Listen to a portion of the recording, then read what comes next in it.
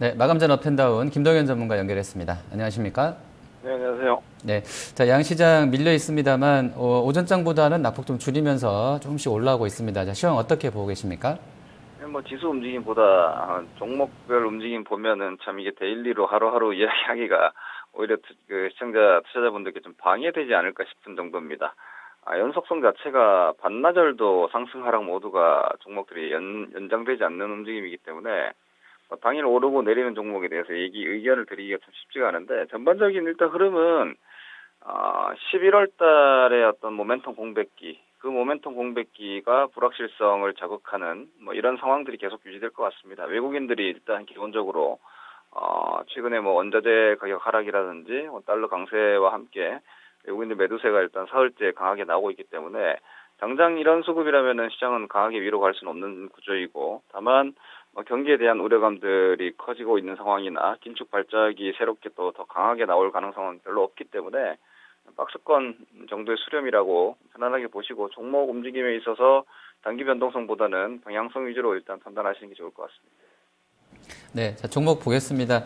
먼저 상승하는 쪽에 셀트리온, 아모레퍼시픽 등 올라와 있는데요. 자, 셀트리온 증권가에서 목표가 상향한 이후에 계속 강세입니다. 오늘도 1.3% 올라서 시장 대비 좀 선전하는 흐름인데요. 어떤 대응 필요하겠습니까? 네, 경기주 쪽에 최근에 좀 특히나 철강을 포함해서 전체 상품 쪽의 움직임들이 좋지 않으면서 경기 민감주들, 더군다나 수출주 쪽에서도 지수 연동, IT 자동차까지 포함해서 경기 민감주 전체적인 움직임, 지수 2100을 넘지 못하고 대부분이 좀 대밀린 상황에서 성장주의 가장 핵심적인 섹터인 바이오 제약 쪽에 한미약품의 어떤 대규모 계약건, 그 이후의 움직임들이 일단 당분간 유지되고 있는 모습입니다.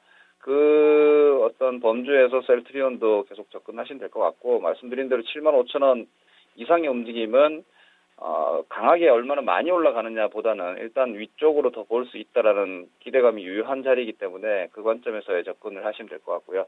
다만 한 가지 매매하시면서도 계속 주의할 부분은 요즘 제약 바이오를 보면 의심하던 제약 바이오 섹터에 대한 가치라든지 추가 상승에 대한 기대감이 조금 확신으로 개인 투자자들이 좀 바뀌지 않나 싶은 정도로 시세를 많이 자극하고 있기 때문에 철저히 미래 성장주들이 올라 있는 경우에는 추가적인 상승은 시세에 물어야 되기 때문에 기업에 대한 내용이나 계약건에 대해서 확신하시기보다는 기술적 기준만 딱 잡고 가시면 될 것 같습니다. 여전히 75,000원 이상 권역에서는 트레이딩 가능이다 정도로 이해하시면 될 것 같습니다. 네, 자, 아모레퍼시픽 보겠습니다. 오늘 두산과 신세계, 그리고 롯데쇼핑, 그리고 SK네트워크스 움직임이 아주 셉니다. 면세점 관련 이슈가 좀 있는 것 같고요. 또 아모레와 LG생건이 그 쿠션 특허 분쟁을 끝내고 협력하기로 했다 소식도 나왔습니다. 지금 아모레가 오늘 한 2%가량 상승해서 5일선 타진하고 있는 상황인데요. 어떻게 좀 전략 짜야 되겠습니까? 일단 화장품주는 지금 예를 들어서 앞으로 경기 쪽 움직임이 어떻게 되든 간에 중국 소비는 기본적으로 아주 장기 트렌드라고 봐야 될 것 같습니다. 그 속에서 한국 화장품 기업 쪽에서 아모레퍼시픽, LG생건 쪽에 점유율의 하락만 없다면 이쪽은 시장의 어떤 한 자리는 계속 차지하고 있을 가능성이 있겠죠. 그리고 올해 지금 7월 이후부터 계속해서 조정권에 쉬고 있기 때문에 잠룡이라고 봐야 될 것 같습니다. 언제든지 다시 일어나서 고점을 치고 나갈 수 있는 정도의 여지는 유지되고 있지만, 그것이 계속해서 옆으로 지금 수렴하면서 실제화되지 않는 상태에서 최근의 분위기처럼 삼성전자라든지 현대차 같은 초대형주들도 좀 밀려 내려오고, 경기 민감주들도 최근에 좀 밀려 내려오고, 움직이는 종목들은 제약주, 바이오주들은 아주 초급변동 종목이기 때문에 네이버라든지 아모레퍼시픽이라든지 이런 종목들이 틈새에서 시가총액 상위권 쪽에서의 시세가 조금 단기적으로 나오는 정도라고 이해하시면 될 것 같습니다. 기본적으로 아모레퍼시픽이 다시 40만 원대에 대한 안착과 50만 원 돌파 정도까지 움직임이 나오기 위해서는 거래량이 지난 8월 달보다는 좀 많아야 되지 싶습니다. 제가 볼 때는 거래량이 한 30만 주 정도가 터지는 시점부터 좀 관심을 가지면 되고, 그 전까지는 단기 트레이딩 정도로 이해하시면 될 것 같습니다. 네. 자, LG화학 보겠습니다. 자, 중국에서 지난 9월 달에 전기차가 16,600대 팔려서 사상 최대치를 기록을 했었고요. 전달에는 그래서 판매가 좀 줄지 않았을까라는 시장 우려도 있었었는데 실제 발표치는 24,000대가 나왔다고 합니다. 작년보다 무려 259% 증가했고 전달보다도 한 50%가량 뭐 급증한 그런 그 전기차 판매 실적이 나왔습니다. 오늘 관련주들 움직임 좀 있고요. LG화학도 오늘 한 1% 올라서 30만 원 회복해 있는 흐름 나와 있는데요. 좀 매수하신 분들은 홀딩하는 게 낫겠습니까? 네, LG화학은 제가 지금 몇 달간 계속 말씀드리는 관점이 지금 현재 시장이 4년간 박스, 기본적으로 저는 미국 금리 인상 이후에 이 박스를 뚫을 거라고 보고 있는 입장이기 때문에 그 뚫는 입장에서 유망한 어떤 대형주 쪽에서의 주도 섹터가 나올 수 있고 그 유망 섹터에서 가장 가능성이 좀 높은 쪽이 전기자동차 관련해서 LG화학도 주력해서 좀 중장기 관심을 가져야 의견을 좀 드리고 있습니다. 여전히 추격 매수를 할 정도로 급하게 보실 섹터는 아닌 것 같고요. 26만에서 30만 정도의 좀 넓게 매수 범위를 잡고 최소한 뭐 20만 원대 후반에서 계속해서 모으는 정도의 관점 보시면 될 것 같고 한 30만 원 터치 정도를 뭐 차익 실현할 정도의 이렇게 방망이를 짧게 잡고 갈 종목은 아닌 것 같기 때문에 여유 있게 저가 매수와 중기적 보유 관점 접근 계속 유지하시면 될 것 같습니다. 테마 쪽 움직임도 저는 내년도 연초 혹은 내년 전체로 봤을 때도 전기 자동차, 2차 전지 이런 쪽은 계속될 수 있다고 보고 있습니다. 네. 자, 그러면 하락 쪽 보겠습니다. 먼저 한미약품인데요. 오늘 어제도 좀 빠졌고요. 오늘도 지금 5일선 이탈한 이후에 장중에 한 5%까지 밀렸다가 현재 한 3%, 2% 중반에서 약세에 좀 나오고 있습니다. 좀 이 종목 어떻게 보십니까? 네, 한미약품을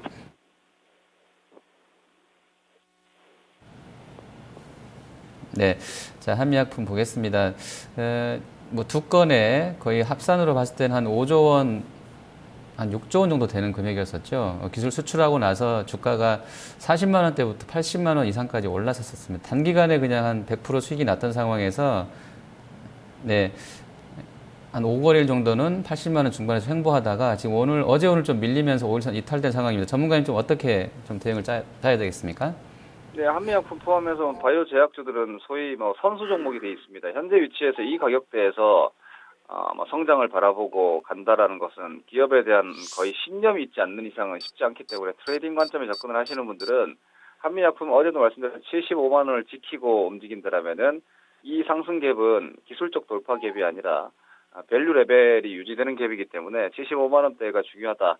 그리고 이 한미약품은 75만 원이 유지되는 상태에서의 조정이라면은 여타 바이오 제약 종목군들 역시도 트레이딩 가능 영역이 되는 것이고 반대로 한미약품이 75만 원을 깨고 내려오는 정도의 움직임이라면은 바이오 제약주 전반에 대한 트레이딩은 잠깐 또 멈추셔야 되지 않을까. 다시 저점을 한번 확인하고 보셔야 되지 않을까 싶기 때문에 오늘 같은 경우에도 75만 원 지키는 장중 조정이 있었고 이 되돌림이 나오고 있기 때문에 아직은 단기 변동성은 제약 바이오 섹터로 집중되어 있다 정도 보시면 될 것 같습니다. 현재 위치에서 뒤늦게 어떤 섹터 내지는 산업의 성장에 대한 확신을 가지는 것에만 좀 주의하시면서 지속적인 기술 트레이딩 정도만 유지하시면 될 것 같습니다. 네.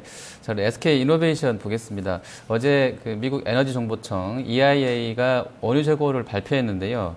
예상치인 110만 배럴보다 증가한 422만 배럴 나왔습니다. 예상치보다 300만 배럴 더 많이 나온 것이고요. 직전 주에 280만 배럴이니까 전주 대비로도 한 140만 배럴 증가한 것으로 나왔습니다. 여기다 이제 오펙 공급 과잉 이슈도 이어졌던 상황에서 41달러까지 내려갔습니다. 뭐 이노베이션 오늘 낙폭이 좀 크진 않습니다만 한 1% 밀려서 나오고 있는데요. 어떻게 대응해야 되겠습니까? 네, 일단 뭐 유가가 지난 연말, 작년 연말 같은 경우는 100불에서 50불까지 좀 예상치 않는 정도 수준에서 급락을 했기 때문에 뭐 전반적으로 마진, 크랙 마진 다 좋지 않았죠. 그러면서 주가도 많이 빠졌었고 그런데 지금 현재 구간에서는 유가가 뭐 많이 빠졌느니 여전히 해도 좌우간 이 밴드 안쪽에서 움직이고 있습니다. 한 50불대 그리고 뭐 40불대 정도 안쪽에서의 움직임이라면은 뭐 기본적으로 정제 마진에 대한 변동성이 크지 않고 그 스프레드 하락에 대한 어떤 이익 감익 우려감도 크지 않은 상황이기 때문에 이 정도의 움직임 가지고 정유업종이라든지 이쪽 섹터에 대한 투자 의견을 바꾸실 필요는 없다고 보이기 때문에 현재로서는 SK이노베이션의 주가의 기술적인 구조라든지 수급적인 구조, 밸류에이션 다 양호한 수준이기 때문에 지난번에 한번 말씀드린 대로 10만 8천 원, 11만 원 정도 지켜지는 범주에서는 SK이노베이션 역시도 저가 매수 내지는 중기적 매수 보유까지도 좀 가능한 위치라고 저는 보고 있습니다. 네. 자, 마지막으로 영업무역 보겠습니다. 3분기 실적이 좀 부진했던 상황인데요. 실적 발표한 이후로도 뭐 계속 하락세입니다. 한세실업 같은 경우도 뭐 지금 5만 원도 깨질 정도로 한세실업 영업무역 다 밀립니다. 수출 관련해서 비중이 높기 때문에 환율 올라가는 부분에서는 또 긍정적이라는 쪽도 있는데요. 주가는 계속 저점을 좀 확인하면서 깨지고 있는데 이 영업무역 좀 어떻게 전략을 구성해야 되겠습니까? 네, 일단 뭐 성장이 상당히 좋았던 상황인데 지금으로서는 주가가 이제 시세가 끝났다고 보는 게 맞을 것 같습니다. 단기적으로는 급락이 나와 있고 낙폭이 과대하기 때문에 뭐 어떤 식으로든 반등은 시도가 되겠지만 저는 특히나 요즘처럼 변동성이 심할 때 개인 투자자분들께 좀 권해드리고 싶은 투자의 어떤 팁을 좀 말씀드리면 올라오면 팔아야 되는 주식을 사지 않는 게 매매에 있어서 아주 중요한 기준이 될 수 있습니다.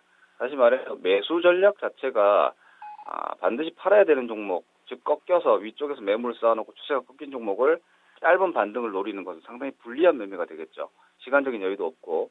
하지만 반대로 중장기적으로 봤을 때 충분히 믿을 수 있고 끌고 갈 수 있는 종목이라면은 오히려 이런 변동성 구간에서 좀 흔들리더라도 그걸 견딜 수가 있다라는 것은 투자 포지션에 있어서 아주 유리한 위치를 선점하는 것이기 때문에 이런 종목들 같은 경우는 지금 영업무역 같은 경우는 월봉상으로도 장기 삼산이 좀 나온 것 같고요.